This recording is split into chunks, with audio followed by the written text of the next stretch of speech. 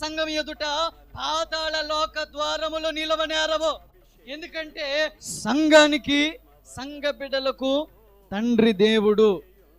2, సంఘము యేసు రక్తం చేత కడగబడిన సంఘం. 3వది, సంఘములో పరిశుద్ధాత్మ దేవుడు తన కార్యాలు చేస్తారు.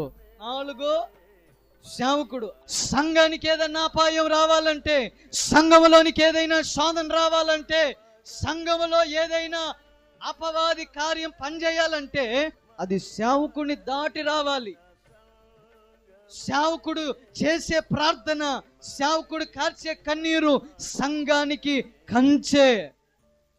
ప్రభు ఒకసారి ఒక చెట్టును చూసి, ఇది చాలా కాలంగా ఫలాలు లేదు, దీన్ని నరికేద్దాం అన్నాడు.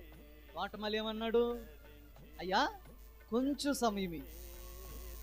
సమయం ఇస్తే, ఈ సంవత్సరం కూడా నాకు సమయం చూద్దాం, అప్పుడు కూడా ఫలించకపోతే మీ ఇష్టం. ఒక సేవకుడు చేసే పని అదే. అయ్యా నా బిడ్డకు మరొక అవకాశం ఇవ్వయ్యా, నేను వాక్యం ద్వారా మార్చుకుంటాను. దేవునికి స్తోత్రం కలుగును గాక. నేను ప్రార్థన ద్వారా నేను ఆ వ్యక్తి కోసం ప్రార్థన చేసి ఆ వ్యక్తిని బాప్తిసం దాకా నిలిపిస్తాను. ఆ వ్యక్తిని పరిశుద్ధాత్మ అనుభవంలోనికి, వేర్పాటు జీవితంలోనికి, పరిశుద్ధ జీవితంలోనికి నడిపిస్తానయ్యా, ఇంకొంచెం సమయం ఇవ్వయ్యా. ఒకవేళ ఆ సేవకుడు సోమరుడైతే ఆ చెట్టు మొదలకి, ఇందాక సేవకురాలు చెప్పింది, మన సేవకుని కొరకు మనం ప్రార్థన చేయాలి. ఆమె 5, విశ్వాసులు. సంఘం అంటేనే విశ్వాసులు. పాతాళం ఎందుకు పనిచేయదంటే, సాతానుగాడు ఎందుకు సంఘం మీద పనిచేయలేడంటే, అక్కడ దేవుడు ఉంటారు, అక్కడ పరిశుద్ధాత్మ దేవుడు నడిపిస్తారు, అక్కడ సేవకుడు ఉంటాడు, అక్కడ సంఘం ఉంటుంది. వీటితో పాటు దేవుని సంఘమని, దేవుని మందిరం అక్కడ ఉంటది. హల్లెలూయా చెప్పండి.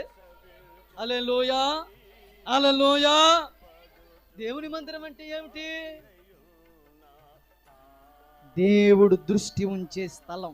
ఆమె అక్కడ చేసే ప్రార్థనలు దేవుడు ఆలకించే స్థలం. ఇంకోటి చెప్పనా? ఆయన నివాసం ఉండే స్థలము. ఆమె ఆయన మందిరం ఉన్న చోట సాతానుగాడు పని చేయలేడు.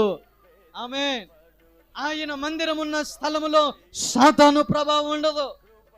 ఆయన మందిరం ఉన్న స్థలములో చేయబడే ప్రార్థనల ద్వారా తెగుళ్ళు ఆపబడతాయి, సంహారం ఆపబడుతుంది.